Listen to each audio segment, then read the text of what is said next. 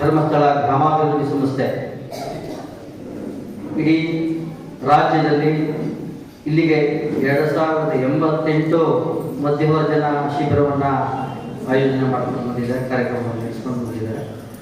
ಈ ನಿಟ್ಟಿನಲ್ಲಿ ನಾವು ನೋಡೋದಾದರೆ ಯಾವ ಸರ್ಕಾರಗಳು ಕೂಡ ಯಾವ ಸಂಘ ಸಂಸ್ಥೆಗಳು ಕೂಡ ಮಾಡದೇ ಇರತಕ್ಕಂಥ ಕೆಲಸವನ್ನು ನಮ್ಮ ಧರ್ಮಸ್ಥಳ ಗ್ರಾಮಾಭಿವೃದ್ಧಿ ಸಂಸ್ಥೆ ಮಾಡ್ಕೊಂಡು ಬರ್ತಾ ಇದೆ.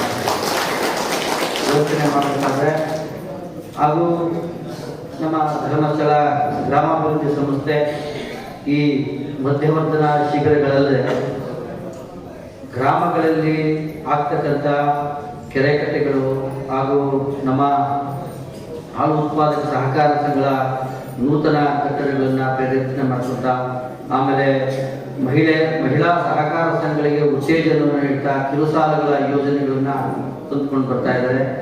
ಎಲ್ಲರಿಗೂ ಕೂಡ ಒಂದು ಹಂತದಲ್ಲಿ ಸಹಕಾರವನ್ನು ಕೊಡ್ತಾ ಸಮಾಜದ ಏಳಿಗೆಗಳಿಗೆ ಬಡವರಿಗೆ ಒಂದು ಅನುಕೂಲವನ್ನು ಮಾಡ್ಕೊಂಡು ಬರ್ತಾ ಇದ್ದಾರೆ.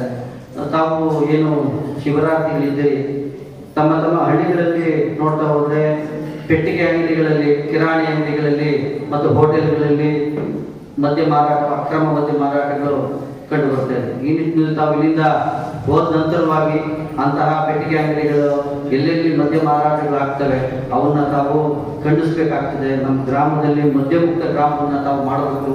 ಆ ನಿಟ್ಟಿನಲ್ಲಿ ತಾವೆಲ್ಲ ಸಹಕಾರವನ್ನು ಕೊಟ್ಟರೆ ಏನು ಇವತ್ತು ಮಾನ್ಯ ತಹಶೀಲ್ದಾರ್ ಅವರು ಬರಬೇಕಿತ್ತು. ನಮ್ಮ ಉಳಿಯಾರನ ಪಟ್ಟ ಪಂಚಾಯತ್ ಅಧ್ಯಕ್ಷರಲ್ಲಿ ಮನವಿ ಮಾಡಿಕೊಳ್ತೇನೆ. ಬೆಳಿಗ್ಗೆ 7 ಗಂಟೆಗೆ ಬಾರ್ಗಳು ಓಪನ್ ಇರ್ತದೆ. ಬೆಳಿಗ್ಗೆ 7 ಗಂಟೆಗೆ ಬಾರ್ಗಳು ಓಪನ್ ಇರ್ತದೆ. ಅವ್ರ ಸಮಯ 10:30 11 ಗಂಟೆಗೆ ಇರ್ತದೆ. ಮತ್ತೆ ರಾತ್ರಿ 24/7 ಆಗ್ಬಿಟ್ಟಿದೆ. ಈ ನಿಟ್ಟಿನಲ್ಲಿ ಪಟ್ಟಣ ಪಂಚಾಯತ್ ಸ್ವಲ್ಪ ಸೂಕ್ತ ಕ್ರಮ ತೆಗೆದುಕೊಳ್ಬೇಕು ಅಂತ ನಾನು ಅವರಿಗೆ ಮನವಿ ಮಾಡಿಕೊಳ್ತೇನೆ.